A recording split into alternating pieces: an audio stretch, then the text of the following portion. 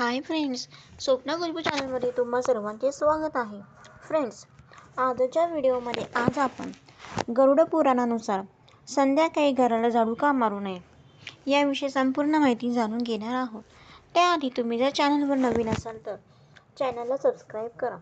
तर फ्रेंड्स, संध्याकाळच्या वेळी घरातला केर का काढू नये, गरुड पुराणातील रहस्य आज आपण जाणणार आहोत. आपल्या सनातन हिंदू संस्कृतीमध्ये अशा अनेक गोष्टी आणि नियम सांगण्यात आले आहेत, ज्याचे आपण पिढ्यानपिढ्या पालन करत आलो आहोत. आपल्या घरातले आजी आजोबा किंवा आई आपल्याला नेहमी काही विशिष्ट गोष्टी करण्यापासून टोकतात. त्यापैकीच एक अतिशय महत्त्वाची गोष्ट म्हणजे संध्याकाळी किंवा रात्रीच्या वेळी घरात झाडू का मारू नये, म्हणजेच केर काढू नये. आपल्यापैकी बहुतेकांनी हे ऐकलं असेल. जेव्हा आपण संध्याकाळी चुकून झाडू हातात घेतो तेव्हा घरातले मोठे लगेच म्हणतात की असे संध्याकाळची वेळ आहे, आता केर काढू नकोस, लक्ष्मी निघून जाईल. पण तुम्ही कधी विचार केलाय का की यामागे नक्की काय कारण आहे? हे फक्त एक अंधश्रद्धा आहे की यामागे काही ठोस कारण, वैज्ञानिक आणि आध्यात्मिक रहस्य दडलेले आहे का? आणि सर्वात महत्त्वाचे म्हणजे आपल्या सनातन धर्मातील अत्यंत महत्त्वाच्या अशा गरुड पुराणात याबद्दल काही सांगण्यात आले आहे का? आज आपण अशाच एका रहस्याचा उलगडा करणार आहोत, जे फार कमी लोकांना माहिती आहे. एवढेच नाही तर जर काही आपत्कालीन परिस्थितीमुळे तुम्हाला रात्रीच्या वेळी केर काढावाच लागला तर दारिद्र्य टाळण्यासाठी कोणती सोपी युक्ती किंवा उपाय करावा, हेही आपण आज जाणून घेणार आहोत. सगळ्यात आधी आपण हे समजून घेऊया की संध्याकाळच्या वेळेला आपल्या संस्कृतीत इतके महत्त्व का आहे. संध्याकाळची वेळ, ज्याला आपण प्रदोषकाल किंवा गोकुळ वेळ म्हणजेच गायी घरी परतण्याची वेळ म्हणतो, ही अतिशय पवित्र मानली जाते. हा दिवस आणि रात्र यांचा सांधा बदलण्याचा काळ असतो. शास्त्रानुसार संध्याकाळच्या वेळी माता लक्ष्मी पृथ्वीवर भ्रमण करते आणि ज्या घरामध्ये स्वच्छता, शांतता आणि भक्तीचे वातावरण असते त्या घरात ती प्रवेश करते. म्हणूनच आपण संध्याकाळी घरात दिवे लावतो, शुभम करोती म्हणतो आणि देवापाशी उदबत्ती लावून वातावरण प्रसन्न करतो. आता विचार करा, ज्यावेळी साक्षात धनलक्ष्मी तुमच्या घरात प्रवेश करणार आहे, नेमक्या त्याच वेळी जर तुम्ही हातात झाडू घेऊन घराचा कचरा बाहेर टाकत असाल तर ते शुभ कसे मानले जाईल?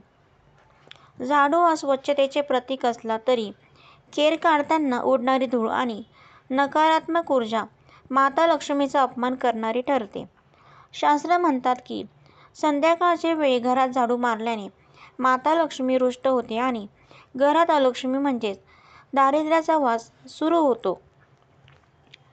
सर्वात महत्त्वाच्या भागाकडे म्हणजेच गरुड पुराणातील रहस्य.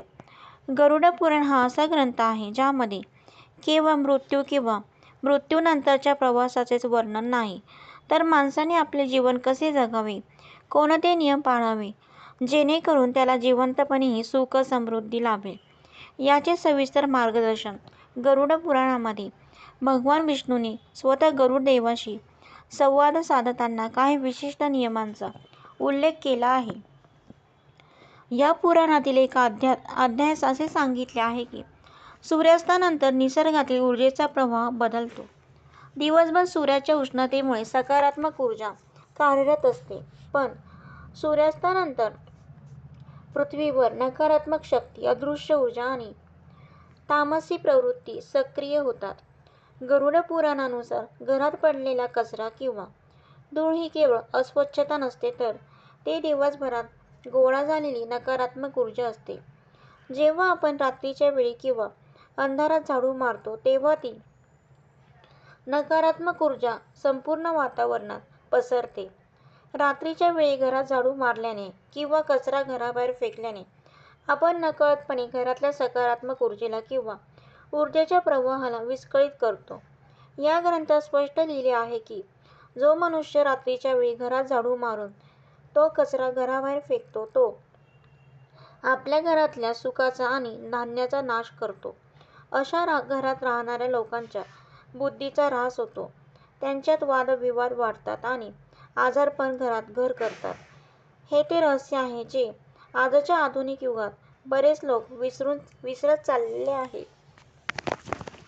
आपले पूर्वज अत्यंत हुशार होते. त्यांनी बनवलेल्या प्रत्येक धार्मिक नियमामागे एक चोख वैज्ञानिक किंवा व्यावहारिक कारण असायचे. या नियमामागचे व्यावहारिक कारण समजून घेऊया. जुन्या काळात आजच्या सारखी विजेची सोय नव्हती.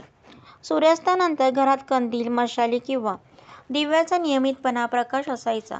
अशा कमी प्रकाशात जर रात्री केर काढला तर घरात पडलेल्या सोन्या-चांदीच्या मौल्यवान वस्तू, सुया किंवा महत्त्वाचे कागदपत्र चुकून कचऱ्यासोबत बाहेर फेकले जाण्याची दाट शक्यता असायची. दुसरे कारण म्हणजे कीटक आणि विषारी जीव. रात्रीच्या वेळी घराच्या कोपऱ्यात किंवा अंधारात विंचू, कोळी किंवा साप यासारखे विषारी जीव निघण्याची शक्यता जास्त असते. अंधारात झाडू मारताना अशा जीवांना धक्का लागून ते चावण्याचा धोका असायचा. तिसरे म्हणजे आरोग्याचे कारण. दिवसभर घरात जी धूळ जमा होते ती रात्री झाडू मारल्याने हवेत उडते. रात्रीच्या वेळी घरातले सर्व सदस्य घरात असतात, झोपण्याची तयारी करत असतात. हवेत उडलेली ही धूळ श्वासावाटे शरीरात जाऊन खोकला, दमा किंवा ॲलर्जीसारखे आजार होऊ शकतात. म्हणून रात्री केर काढण्यास मनाई केली गेली होती. आता तुमच्या मनात एक प्रश्न नक्की आला असेल की आजच्या आधुनिक जीवनशैलीत अनेक लोक रात्री उशिरा कामावरून घरी येतात किंवा घरात काही सांडले किंवा काच फुटली तर रात्री केर काढावाच लागतो. अशा वेळी काय करायचे? शास्त्रोक्त पद्धत कोणती? तर काळजी करू नका. आपल्या शास्त्रात प्रत्येक समस्येवर उपाय सांगितलेला आहे. जर काही कारणास्तव तुम्हाला रात्रीच्या वेळी किंवा सूर्यास्तानंतर घरात झाडू मारावाच लागला तर दारिद्र्य टाळण्यासाठी आणि माता लक्ष्मीचा कोप होऊ नये म्हणून काही गोष्टी आवर्जून कराव्या लागतात.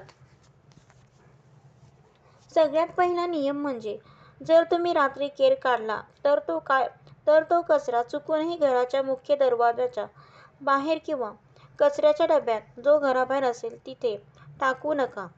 तो कचरा घरातल्याच एका कोपऱ्यात किंवा डब्यात गोळा करून ठेवा आणि दुसऱ्या दिवशी सकाळी सूर्यास्तानंतर तो घराबाहेर टाका. रात्रीच्या वेळी कचरा घराबाहेर टाकणे म्हणजे स्वतःहून लक्ष्मीला घराबाहेर काढण्यासारखे आहे. दुसरा नियम म्हणजे घरात काही सुका कचरा सांडला असेल तर झाडू मारण्याऐवजी एखाद्या ओल्या किंवा सुक्या कपड्याने तो गोळा करण्याचा प्रयत्न करा. तिसरा नियम म्हणजे रात्री झाडू मारताना तो कधीही मुख्य दरवाजाच्या दिशेने मारू नका. कचरा नेहमी घराच्या आतल्या बाजूला गोळा करा. चौथा नियम असा की गरुड पुराणात आणि वास्तुशास्त्रात सांगितले आहे की झाडू ही लक्ष्मी मानली जाते. त्यामुळे काम संपल्यावर झाडू कधीही उभा करून ठेवू नका. तो नेहमी आडवा आणि अशा ठिकाणी ठेवा जिथे बाहेरून येणाऱ्या व्यक्तीची नजर त्यावर पडणार नाही. तर मित्रांनो, गरुड पुराणातील आणि आपल्या संस्कृतीतील हे रहस्य आपल्याला शिकवते की प्रत्येक छोट्या गोष्टीमागे निसर्गाचा आणि ऊर्जेचा समतोल राखण्याचा विचार केलेला असतो. केवळ अंधश्रद्धा म्हणून नव्हे तर आपल्या घराची सकारात्मकता आणि सुख शांती टिकवून ठेवण्यासाठी या नियमाचे पालन करणे आजही तितकेच फायदेशीर ठरते. तर फ्रेंड्स, तुम्हाला आजचा माझा व्हिडिओ कसा वाटला? तर फ्रेंड्स, तुम्हाला जर माझा व्हिडिओ आवडला असेल तर लाईक करा, शेअर करा, सबस्क्राईब करा. पुन्हा भेटू एका नवीन व्हिडिओसोबत. तोपर्यंत बाय.